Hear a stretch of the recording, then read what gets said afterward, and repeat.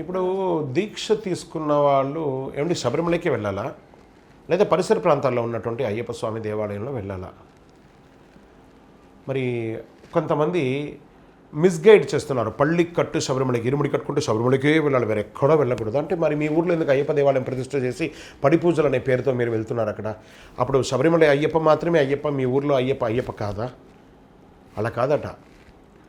ఆర్థికంగా స్తోమత ఉండి ఖర్చు పెట్టుకొని వెళ్ళలేని వాళ్ళు చాలామంది ఉంటారు. వాళ్ళు మీ ప్రాంతంలో ఇస్తారు. ఒకవేళ ఆర్థికంగా బలంగా ఉన్నా కూడా తన యొక్క సమయాభావన ఏదో ఇబ్బంది ఉన్న ఇరుముడి ఇవ్వాలనుకుంటే పక్కన ఉన్నటువంటి దేవాలయంలో పోయి 18 అడి ఎక్కి ఇరుముడి ఇవ్వండి, తప్పలేదు. శబరిమల అయ్యప్ప మీ ఊర్లో ఉన్న అయ్యప్ప వేరు కాదు, ఒకటే. ఆ అయ్యప్ప వేరు, ఈ అయ్యప్ప వేరు అనుకుంటే ఈ అయ్యప్ప వేరు అన్నవాళ్ళు అక్కడ వచ్చి పూజలు చేయకూడదు, అది తప్పు. మన ఊరి అయ్యప్ప అండి ఆయన. మన ఊరికి వచ్చారండి, శబరిమల నుంచి మీ పూజను మెచ్చి, మీ భక్తిని మెచ్చి, మీ ఊరిని కాపాడడానికి మీ యొక్క పరిసర ప్రాంతాలకు వచ్చున్నారు. మరి ఆ అయ్యప్పను ఎవరు చూసుకోవాలి? గట్టిగా మా అయ్యప్ప అని చెప్పుకోవాలి. శరణమయ్యప్ప. మీ ప్రాంతంలో ఉన్న దేవాలయంలో కూడా ఇరుముడి ఇవ్వవచ్చు. శబరిమలకి వెళ్తున్నామండి మేము.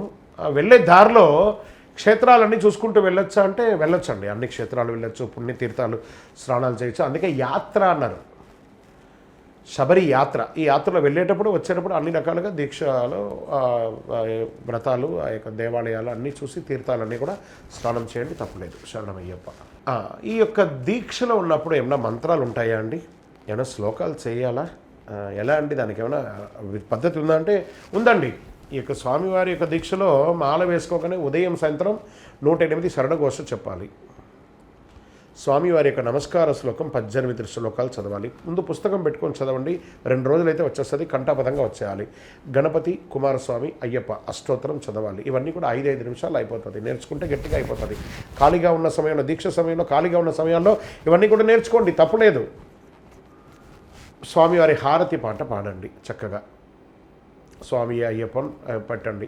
ప్రతి ఒక్కరితో ఏ శ్లోకాలు చెప్పడం కాదు, స్పష్టంగా చెప్పండి. ఒకవేళ నోరు తిరగలేదా మీ గురుగారి దగ్గర సంప్రదించి ఆ గురుగారి దగ్గర నేర్చుకోండి. లేదా ఇలాంటివి అన్నీ ఇప్పుడు టెక్నాలజీ చాలా అయింది, యూట్యూబ్లో దాన్ని డౌన్లోడ్ చేసుకోండి. యూట్యూబ్ పెట్టుకుంటే మళ్ళీ పనికిరాని వీడియోస్లో మధ్యలో యాడ్స్ అంతా వచ్చి డిస్టర్బ్ అవుతుంది కాబట్టి డౌన్లోడ్ చేసుకోండి. ఆడియోగా డౌన్లోడ్ చేసుకొని దాన్ని చెవిలో పెట్టుకొని వినండి. ఆ శ్లోకాన్ని ముందర పెట్టుకొని అది ఎలా ఉచ్చారణ చేయాలని ఉంటుంది, ఆ ఉచ్చారణ ప్రకారం వినండి, నోటికి నేర్చుకోండి. ఈ దీక్ష తీసుకున్నప్పుడు నేను ఏదైనా నేర్చుకున్నానా, వచ్చే సంవత్సరం నాకు ఏమైనా ఉపయోగపడుతుంది అన్నట్టుగా ఈ దీక్షలో ఏదో ఒకటి నేర్చుకోవాలి, మంచిని నేర్చుకోవాలన్నమాట. శరణమయ్యప్ప. ఈ అయ్యప్పలో ఉన్నప్పుడు బొట్లు ఎందుకు పెట్టుకుంటారు? బొట్టు పెట్టుకోకుండా ఉండొచ్చు కదా అంటే, ఆ శివునికి ఇష్టమైనటువంటిది భస్మం. నేను ఎప్పుడైనా భస్మంలో కలవాల్సిన వాడిని కాబట్టి భస్మం పెట్టుకుంటున్నాం.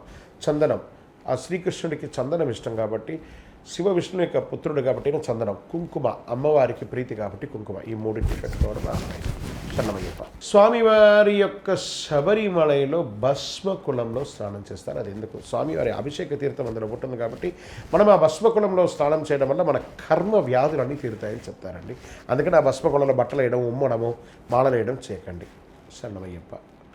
ఇప్పుడు అభిషేకాలు ఎన్ని రకాలు ఉన్నాయండి? ఈ దేవుడికి ఎన్ని రకాల అభిషేకాలు చేయొచ్చు?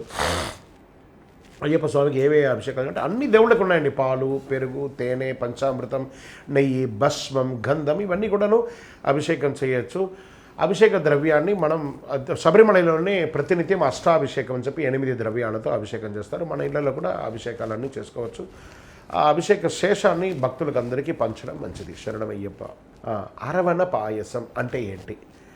ఇది ఎందుకు వచ్చింది? ఇది ఎప్పటి నుంచి ఇది అలవాటైందంటే, స్వామివారి గురుకులంలో ఉండగా ఆ గురువు గారి ఆశ్రమంలో అరవణ పాయసం, ఈ యొక్క బెల్లంతో కూడినటువంటి పాయసాన్ని అక్కడ చేసేవారట. స్వామివారు ఇష్టం వచ్చి దాన్ని ఆహారంగా తీసుకునేవారట. అందుకని ఇప్పటికీ శబరిమలలో అప్పం అరవణ అనేది ఒక నైవేద్యంగా అయ్యింది. ఇప్పటికీ చాలా దేవాలయాల్లో కూడా, ఇతర అయ్యప్ప స్వామి దేవాలయాల్లో కూడా ఈ అరవణం అనేది ఒక ఆనవాయితీగా వచ్చేసింది. అరవణ పాయసం బెల్లంతో పాకం తయారు చేసి అందులో బియ్యం, అదొక ప్రణాళిక ఉంటుంది తయారు చేయడానికి. అరవణ పాయసం అంటే చాలా ఇష్టం, అందుకే డబ్బాలో తయారు చేసి భక్తులకు అందరికీ ఇస్తూ ఉంటారనమాట. అది అరవణ పాయసం అంటే అదే. శరణమయ్యప్ప.